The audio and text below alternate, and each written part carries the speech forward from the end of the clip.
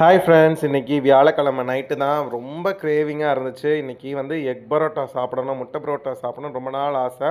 அதனால வெறும் ஒரு 3 பரோட்டா மட்டும் கடையில வாங்கி, குழம்ப வாங்கிட்டு, வீட்லயே வெங்காயம்லாம் நறுக்கி போட்டு, தக்காளி போட்டு, அந்த குழம்பெல்லாம் ஊத்தி, மசாலாலாம் போட்டு, வீட்லயே சூப்பரா கடையில செய்ற மாரி எக் பரோட்டா வந்து இன்னைக்கு செஞ்சாச்சு. ஃபர்ஸ்ட்டு தோசை கல்ல செஞ்சேன். ஆனா கீழ சிந்தி மேல சிந்துச்சு. டக்குன்னு ஒரு பாத்திரத்த எடுத்து, டக்குன்னு இப்படி மாத்திட்டு, அதுக்கப்புறம் பார்த்தீங்கன்னா, அட்டகாசமா சூப்பரா வந்துருந்துச்சு.